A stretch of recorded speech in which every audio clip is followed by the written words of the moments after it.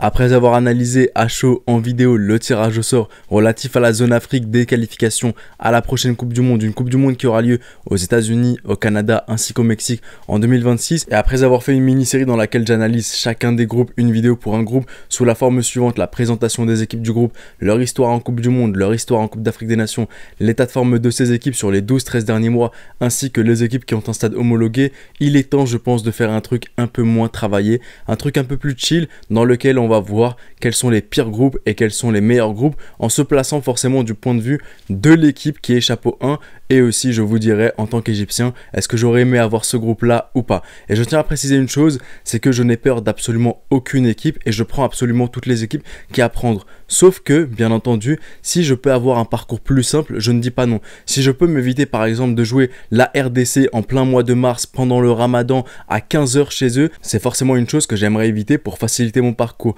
Quand je regarde la dernière Coupe d'Afrique des Nations, je pense que je prendrais volontiers le parcours du Sénégal, ce parcours bien plus simple que celui de l'Égypte, et je remporte la compétition, plutôt que de vivre avec un parcours Côte d'Ivoire, Maroc, Cameroun et ensuite perdre le truc. On ne retient pas les parcours, on retient celui qui a gagné. Qui retiendra que l'Égypte ne s'est pas qualifiée parce qu'elle avait le Sénégal, mais on retiendra que le Maroc est arrivé en demi-finale de Coupe du Monde, et on oubliera qu'ils ont affronté la RDC, l'équipe la plus simple à affronter entre guillemets de la phase de barrage des qualifications à la Coupe du Monde 2022. Donc ce que je veux dire par là, c'est que si je peux m'éviter et avoir le meilleur parcours, je le prends. Et j'aime pas trop le truc de pour gagner il faut forcément affronter les meilleurs, pas du tout. La preuve en est, le Maroc est arrivé en demi-finale de Coupe du Monde, et pour les barrages ils n'avaient pas affronté la meilleure équipe. Avec tout le respect que j'ai pour la RDC qu'ils ont affronté, c'était une RDC qui s'était pas qualifiée à la CAN, et c'est une RDC qui a pris 4 buts au Maroc. Donc, et aussi le Sénégal, son parcours en Coupe d'Afrique des Nations, ils n'ont pas affronté les meilleurs pour gagner la CAN. Alors bien entendu, si tu gagnes la CAN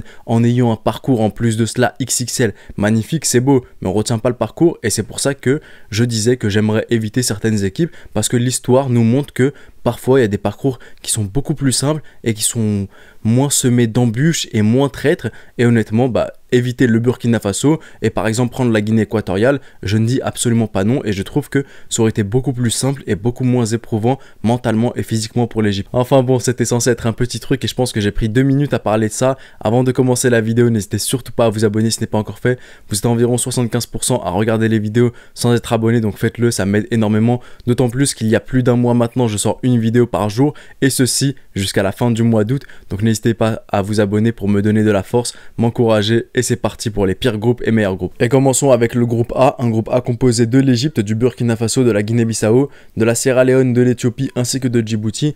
Et sans réfléchir 10 000 ans, pour moi ça fait partie des pires groupes pour une équipe du chapeau 1. S'il y avait des équipes à éviter dans le chapeau 2 pour les équipes du chapeau 1, c'était d'une part le Burkina Faso et d'autre part le Ghana. Donc les équipes qui ont Burkina Faso et Ghana, vous savez très bien pour moi que ça fait partie des pires groupes pour les équipes du chapeau 1. Bien entendu, ça ne veut pas dire que j'ai peur de ces équipes là, mais la tâche aurait été plus facile si par exemple j'avais eu la Guinée équatoriale. Donc ce groupe A pour moi, il fait partie des pires groupes. Groupe B, Sénégal, République démocratique du Congo, Mauritanie, Togo, Soudan du Sud.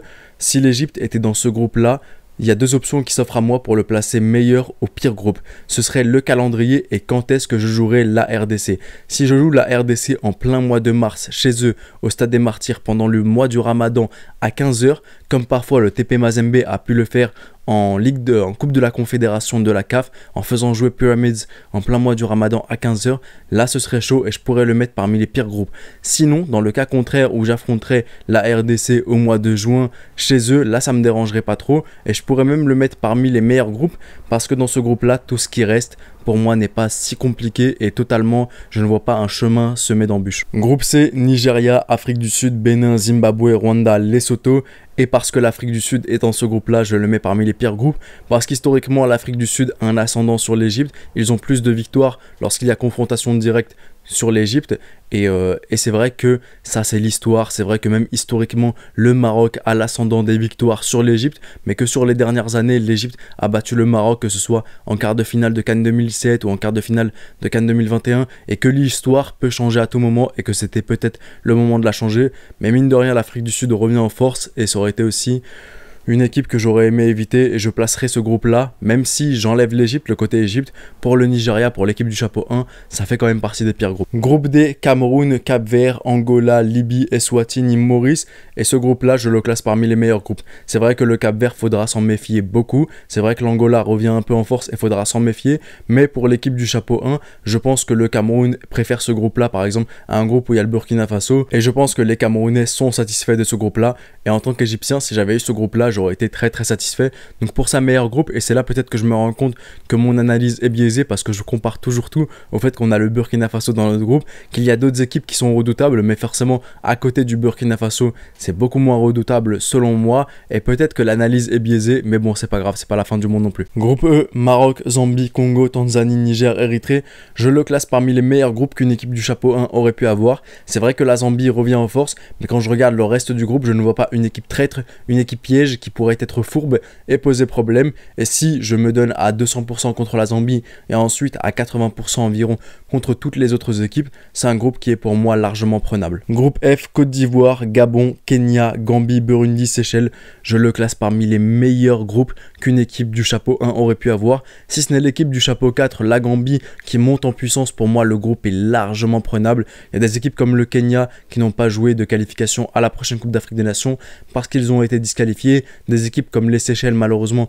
qui ne connaissent même pas 5 matchs au cours d'une année. Donc honnêtement ça aurait été un groupe largement prenable et je l'aurais pris avec plaisir. Groupe G, Algérie, Guinée, Ouganda, Mozambique, Botswana, Somalie. Il fait partie selon moi des meilleurs groupes qu'une équipe du chapeau 1 pouvait avoir. C'est vrai qu'il y a une équipe respectable de la Guinée, mais la Guinée a ses limites, c'est sa seconde période qui est toujours compliquée. La Guinée aussi n'a pas de stade homologué, ils ne jouent pas devant leurs propres supporters, leurs matchs sont délocalisés jusqu'à preuve du contraire. Et aussi en tant qu'Égyptien, c'est une équipe de la Guinée que j'ai rencontrée l'année dernière et l'année avant-dernière entre guillemets aussi, en 2022 et en 2023. C'est une équipe qui sous Ihab Galel, une Égypte exécrable, a réussi à la battre. C'est une équipe qui sous Rui Vito l'a battu aussi, alors qu'il y avait aussi des joueurs qui revenaient cramés d'une finale de Ligue des Champions de la CAF. Ça nous a pas empêché de les battre, et ensuite le reste du groupe ne me fait pas peur. Donc il n'y a pas d'équipe traître, il n'y a pas un chemin semé d'embûches, il n'y a pas une équipe qui pourrait être toxique à domicile. Donc honnêtement c'est un groupe que j'aurais pris avec plaisir. Groupe H, Tunisie, Guinée équatoriale, Namibie, Malawi, Libéria, Sao Tomé et Principe. Il fait partie selon moi des meilleurs groupes qu'une équipe du chapeau 1 pouvait choper. Si ce n'est la Guinée équatoriale qui est l'équipe la plus redoutable de ce groupe là à partir du chapeau 2, je pense qu'en se donnant à 200% contre la Guinée équatoriale, ensuite il n'y a pas de match piège. En tant qu'Égyptien, le Libéria, on les affronte j'ai l'impression chaque année en match amical, en septembre ou en novembre, ça finit en 3-0 pour nous.